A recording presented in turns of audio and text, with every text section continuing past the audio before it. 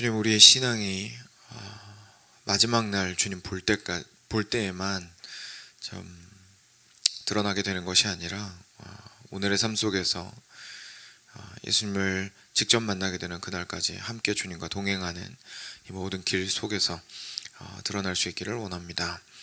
우리의 찬양과 같이 성령께서 우리가 어떤 상황에 있든지 동행하시고 우리와 함께 하시는 것을 우리로 믿게 하시고, 우리가 그 성령 하나님과 함께 그리스도를 바라보며 기쁨으로 오늘의 삶이 참 힘들고 어려울 때든지 기쁘고 형통할 때든지 걸어갈 수 있도록 주의 은혜를 더하여 주시고 힘을 허락하여 주시옵소서. 사랑하는 주님, 저희가 참 기쁨과 형통함 가운데 있을 때에 우리로 겸손하게 하시고, 우리가 참 죄 가운데 있을 때에 우리가 주께 속히 돌이키게 하시고, 우리가 고통과 정말 오래 참음과 인내의 시간을 보내야 하는 시절에 주님께서 우리가 낭망하지 않도록 붙들어 주셔서 계속해서 주님과 함께 동행하는 삶의 참 평안을 우리에게 허락하여 주시옵소서. 주님, 에스겔서 계속해서 함께 묵상하고 있습니다. 주님께서 더 많은 이들이 함께 묵상에 동참할 수 있도록 해주시고, 그리고 함께 묵상하는 우리 모두들 가운데에 주께서 이 말씀을 통하여서 삶을 돌이켜보게 하시며 오늘 하루 또한 주님께서 주시는 그 은혜로 말미암아 능히 감당하게 하여 주시옵소서. 감사하며 사랑하는 우리 주 예수 그리스도의 이름으로 기도드렸습니다. 아멘. 네, 에스겔 14장 나머지 부분 12절부터 보겠습니다. 에스겔 14장 12절부터 23절까지.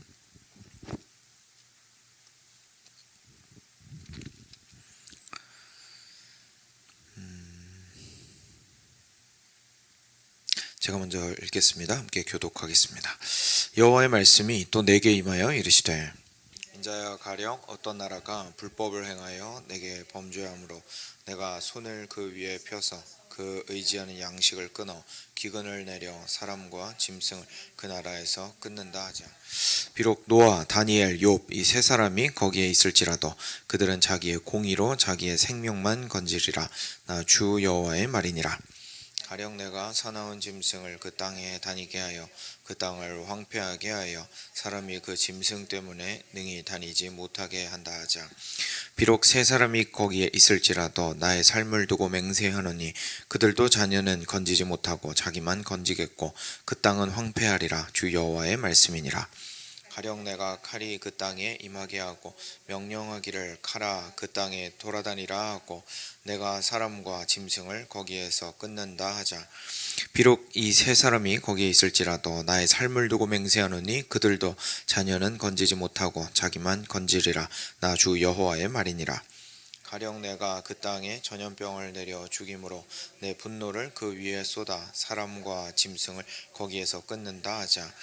비록 노아, 다니엘, 욥이 거기에 있을지라도 나의 삶을 두고 맹세하노니 그들도 자녀는 건지지 못하고 자기의 공의로 자기의 생명만 건지리라. 주 여호와의 말씀이니라.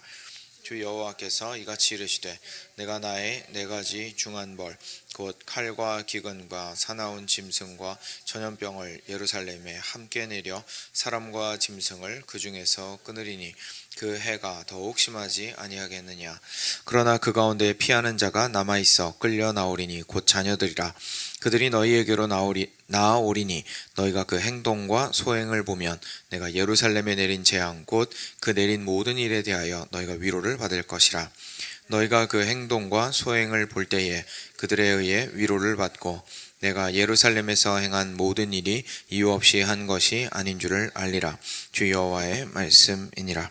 아멘. 네, 에스겔 말씀에서 사실 여기만 등장하는 게 아니고 이제 다른 데도 있기 때문에 좀 중요한 메시지 중에 하나이고 좀 선명한 메시지 중에 하나입니다. 그건 바로 여러분들 혹시 성경이나 뭐 거기 위에 소제목 같이 적혀 있는지 모르겠는데 제 거에는 의인도 자기의 생명만 건지리라 뭐 이렇게 돼 있습니다. 그러니까 결국 하나님 앞에서 판단받는 것은 개개인이 따로, 그게 아무리 자녀든 부모든 어떻게 연결이 돼 있다 하더라도 하나님 앞에서 개개인이 평가를 받게 되고 판단을 받게 된다는 그 메시지입니다. 그래서 오늘 바로 그 메시지가 이제 전달되고 있습니다. 그래서 하나님께서 에스겔한테 말씀하시는데요. 인자야 13절입니다. 가령 어떤 나라가 불법을 행해서 내게 범죄함으로 내가 손을 그 위에 펴서 그 의지하는 양식을 끊어 기근을 내려 사람과 짐승을 그 나라에서 끊는다 하자. 라고 말씀하십니다. 그러니까 지금 사실 뭐 비유로 말씀하시는 거긴 하지만 실제로 예루살렘이 너무 하나님께 범죄하였기 때문에 결국은 상당수의 사람들이 강제 이주를 당해서 예루살렘은 거의 멸망하다시피 하고 바벨론으로 끌려가 있는 상태죠. 수많은 사람들이. 그래서 결국은 가령이라고 말씀하시긴 했지만 사실 뭐 지금 하나님께서 그 진노를 베푸시는 모습들을 보여주고 있는 것이기도 합니다. 그래서 하나님께서 그 손을 그 위에 펴서 사람들이 이 음식이 없으면 제가 살 수가 없습니다 라고 하는 그 의지하는 양식을 탁 하고 끊어버려 가지고 이제 기근을 주시면 그게 가능하죠. 그래서 기근을 주셔서 그렇게 하시면 사람이든 가축이든 뭐 살아남을 수가 없겠죠. 근데 그런 상황이라 할지라도 14절에 어떤 면에서 좀 충격적인 말씀을 하시는데 노아, 다니엘, 욥 세 사람이 거기에 있을지라도 그들은 자기의 공의로 자기의 생명만 건지리라 라고 말씀하십니다. 일단 그 중간 부분에 이 세 사람이 어떤 사람인지는 조금 옆으로 이렇게 밀어놓고요.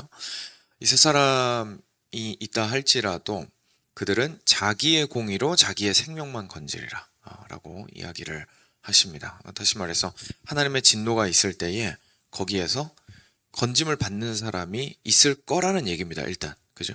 건짐을 받는 사람은 있을 건데 문제가 뭐냐면 그 건짐을 받는 사람들이 자기만 건질 수 있을 것이다 라는 이야기를 지금 하고 계신 겁니다. 근데 어떤 사람들이 하나님에게 건짐을 받을 수 있을까요? 여기에 나오는 노아, 다니엘, 욥이라는 이 사람들은 모두 의인이라고 칭함을 받을 수 있는 사람이었고 실제로 그런 사람들이었습니다. 특히 노아와 욥 같은 경우에는 성경에 아예 의인이라고 못을 박아서 나옵니다. 그래서 욥을 보고도 당대의 의인이라는 표현이 있고요. 그리고 노아를 향해서도 하나님께서 의인이라고 말씀하시는 부분들이 아예 성경에 딱 그대로 표현이 나옵니다. 다니엘에 대해서는 뭐 그 표현 자체는 나오진 않지만 우리 뭐 너무 잘 알고 있습니다. 이방 땅에서 그가 얼마나 신앙을 고고하게 지켰는지에 대해서 목숨 내놓고 수많은 상황 속에서 신앙을 지켰는지에 대해서 저희 잘 알고 있습니다.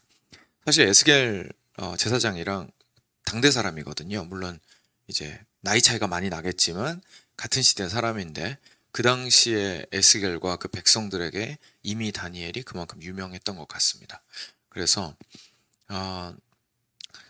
이제 하나님께서 말씀하시는 거죠. 우리 이스라엘 백성들이 나의 백성들이 익히 알고 있는 노아, 욥 그리고 지금 당대에 훌륭하게 자기 신앙을 지키고 있었던 그 다니엘 이 사람들이 얼마나 의로우냐. 그래서 그들은 건짐을 받을 수 있을 것이다. 그러니까 결국 무엇을 말씀하시는 거냐면 하나님을 향한 강한 그 믿음을 말씀하시는 건데 참 감사하게도 저희가 마침 지난주에 믿음에 대해서 설교를 했었죠. 그러니까 하나님을 붙드는 그 믿음을 말하는 겁니다. 그러니까 이 믿음이라는 게 자기가 불가능한 일을 하나님께서 이루실 것이다 라는 믿음이라기보다는 내가 하나님만 의뢰하고 의지하겠다 라는 것을 그 시대와 환경과 주변 상황에 무관하게 끝까지 붙들고 놓지 않는 사람을 얘기를 하는 거죠.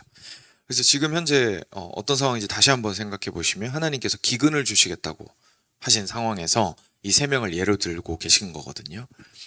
그러면서 기근을 얘기하실 때 뭐라고 표현하셨냐면 너희가 의지하는 양식을 끊어서라고 표현하셨습니다. 그죠? 그러니까 결국은 사람이 기대고 의지하고 의뢰하는 대상이 없어진 상황이라 할지라도 저한테는 주님만 있으면 됩니다. 주님만으로 만족합니다. 라고 말할 수 있는 사람을 하나님께서 의인이라 이제 말씀을 하고 있으신 겁니다.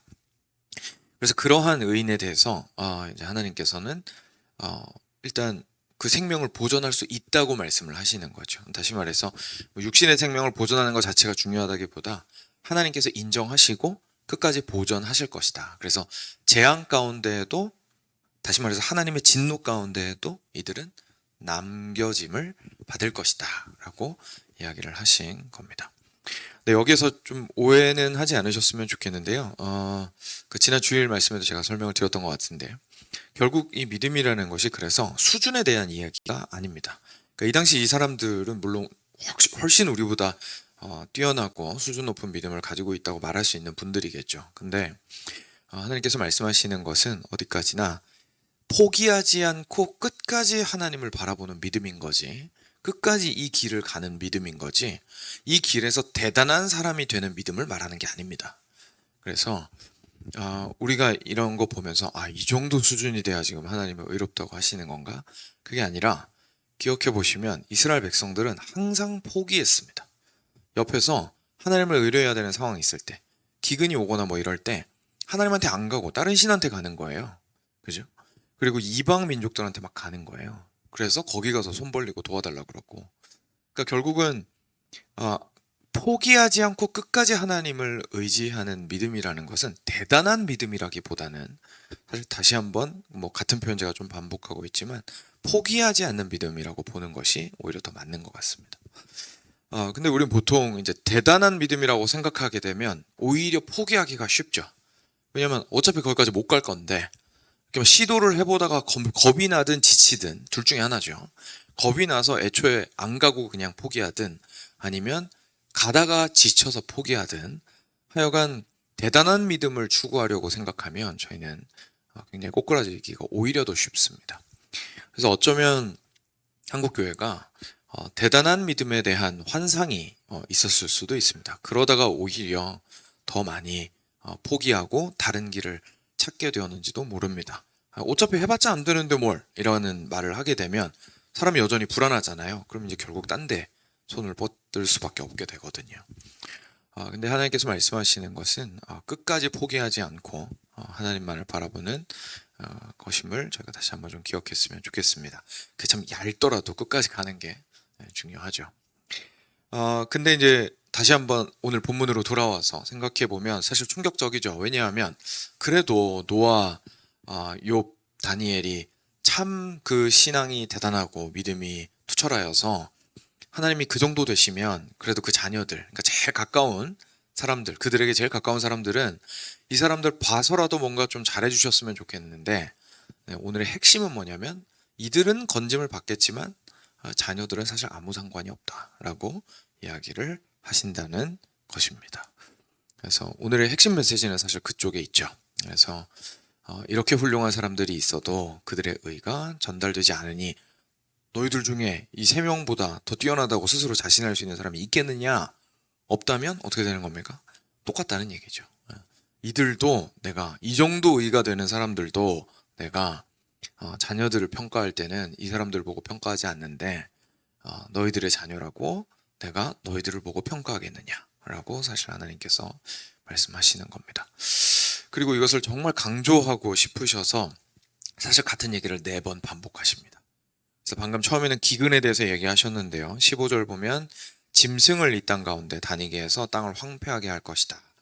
그랬을 때에도 세 사람은 건짐을 받겠지만 자녀들은 상관없다 말씀하시고요. 17절에 칼이 그 땅에 임하게 하고, 전쟁이죠. 전쟁과 분쟁이 그 땅에 임하게 해서 사람과 짐승을 끊는다고 할 때에 이 세 사람은 남겨짐을 받을지라도 그 자녀들은 그것으로 인해서 보장받는 것은 없을 것이다. 4번째로 전염병을 내려서 19절입니다. 내 분노를 그 위에 쏟아 사람과 짐승을 거기에서 끊는다고 할지라도 노아, 다니엘, 욥은 살겠지만 그들은 자기만 건지고 자기 공의로 그 자녀들은 건질 수가 없을 것이다 라고 굉장히 명백하게 말씀을 하십니다. 그래서 먼저 첫 번째로 저희가 기억해야 하는 것은, 하나님 앞에서 우리가 공의롭다함을 받는 것은 모든 사람이 개개인이 하나님 앞에서 공의롭다함을 받아야 한다는 사실을 저희가 깨닫게 됩니다. 이 사실은 아마 많이 들어보셨을 겁니다. 그래서 뭐 익히 알고 계시는 내용이라 생각을 하는데, 그런데 저희가 평소에 잘 생각하지 못하는 부분을 한번 생각을 좀 해보면은요, 제가 어릴 때 많이 들었던 얘기인데, 이제 저는 어릴 때부터 이제 신앙이 있는 가정에서, 그것도 이제 사역자의 가정에서 크다 보니까 어릴 때 주변에 저랑 비슷한 케이스의 친구들도 또 많이 있죠. 근데 그때에 이런 이야기들을 이제 많이 들었습니다. 실제로 그 당시에는 이렇게 하나님 앞에서 그 공의는 개인적으로 확증을 받아야 합니다라는 가르침이 지금만큼 좀 보편적이지 않았던 것 같습니다. 그래서 그때는 뭔가 좀 이렇게 얼렁뚱땅 이렇게 같이 한 패키지로 하나님 앞에서 그렇게 뭐랄까요, 자신의 공의로움을 인정받을 수 있다고 생각하는 것이 오히려 좀 더 자연스러웠던 사람들이 많았던 것 같은데, 그러다 보니까 이제 반대편에서 저한테 이제 그런 메시지들을 주시는 분들이 많이 있었어요. 미리 이제 하나님 말씀을 통해서 깨우침을 얻으시고 해서, 영광아, 너는 너의 하나님을 찾아야 돼. 그죠? 뭐 이런 얘기 많이 들어보셨을 겁니다. 그래서 부모님의 하나님은 부모님의 하나님이고, 너는 너의 하나님을 찾아야 해. 라는 이야기를 참 많이 들었었습니다. 그런데 돌이켜보면 그때 그 말씀은 무슨 얘기였냐면요, 너만의 하나님을 체험해야 해 라는 의미였던 것 같습니다. 저한테 그 말씀을 하셨던 분들은 대부분 엄마 아빠가 경험했던 건 엄마 아빠의 하나님인 거고, 너는 너만의 하나님을 경험해야 해 라는 의미인 것 같습니다.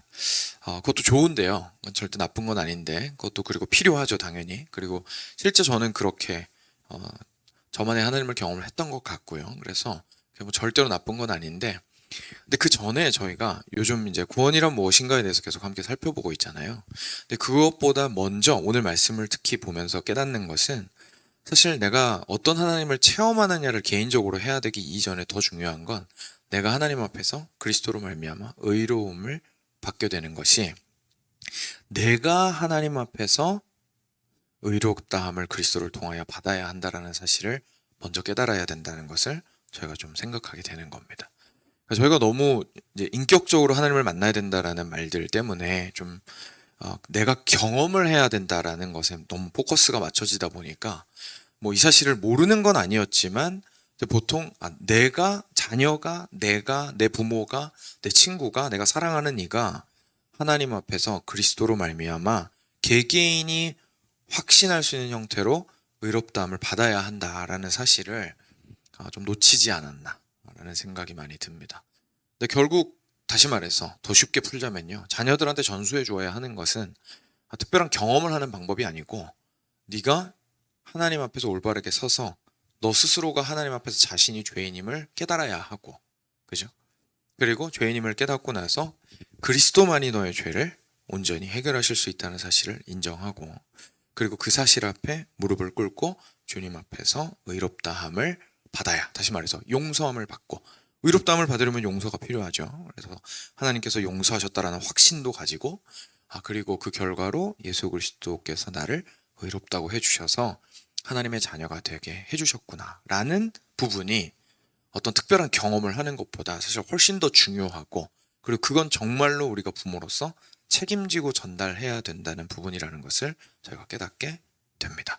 왜냐하면 저희가 책임이 아니라 체험을 위주로 좀 생각을 하게 되면요, 사실 저희가 할 수 있는 게 없습니다. 그렇죠? 부모가 체험을 대신 시켜줄 수는 없잖아요.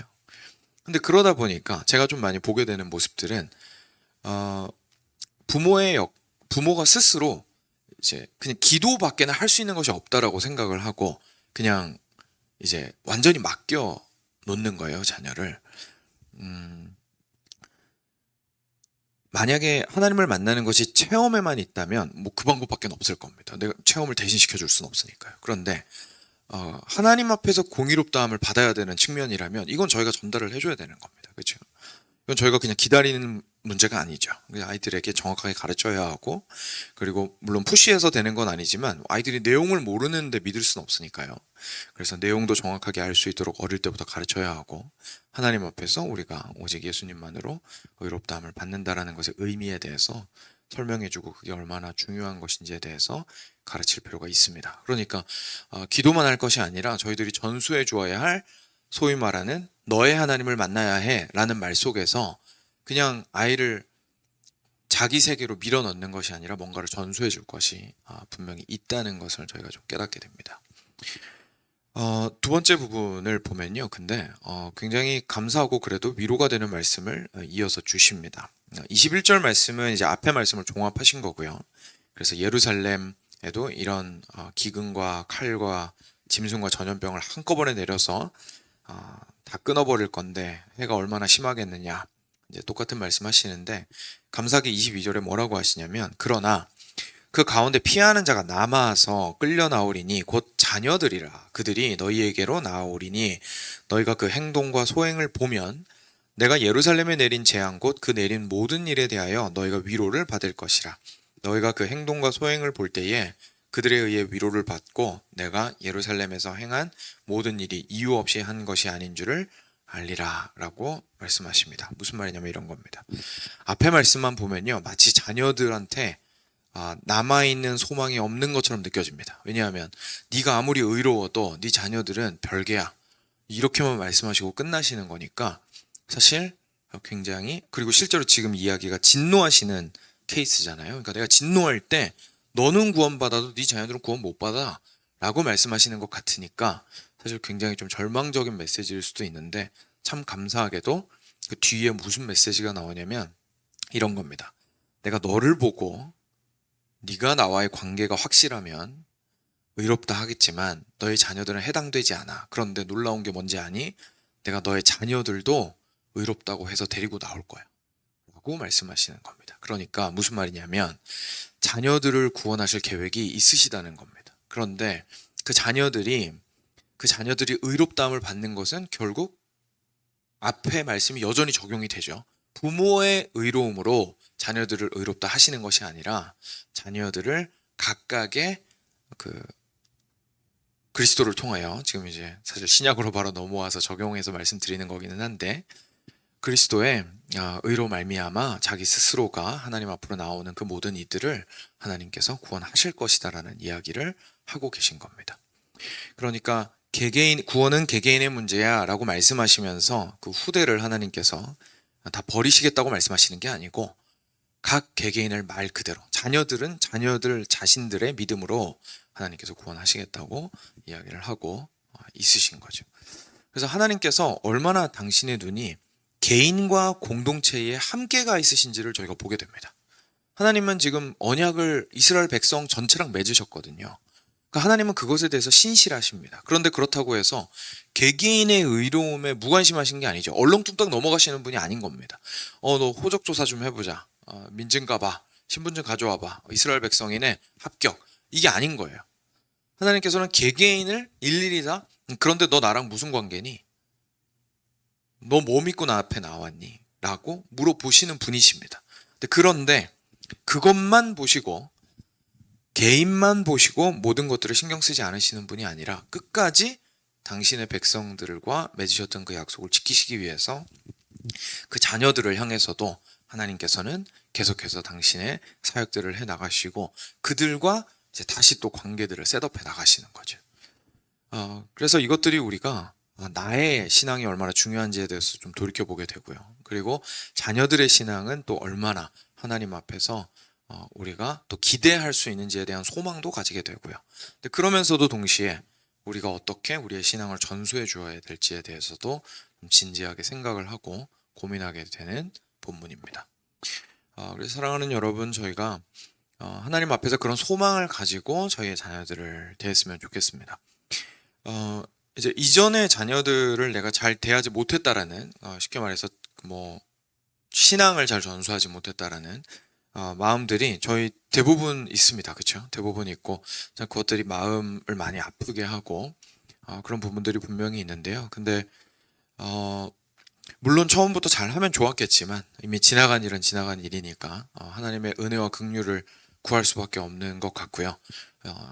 그럼에도 오늘 이미 시간이 지났다고 해서 뭐 자녀가 몇 살이든 상관없습니다. 자녀가 심지어 쉰이든 뭐 그래도 상관없습니다. 나이가 어떻게 되었든 상관없이 여전히 부모님은 부모님이시고, 그래서 지금 현재 있는 자리에서 분명히 부모로서 미칠 수 있는 영향력이 있습니다. 예전 어릴 때만큼은 아니라 할지라도.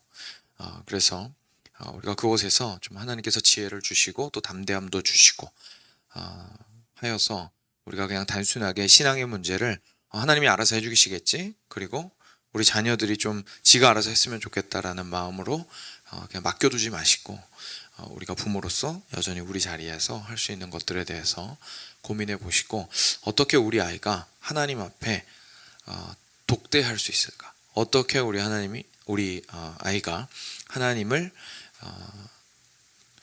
이렇게 개인적으로 바라보며 하나님 앞에서 자기 문제를 해결하고자 할 수 있을까? 내가 무엇을 도와줄 수 있을까? 라는 것을 저희가 좀 고민했으면 좋겠습니다. 우리가 대신 서줄 수도 없고 변호해 줄 수는 없지만 하나님 앞에 하나님을 독대할 수 있도록 도울 수는 있습니다. 그래서 그런 부분에서 저희가 함께 좀 생각하고 묵상하면서 주님 앞에 나아가기를 원합니다. 네, 함께 기도하겠습니다.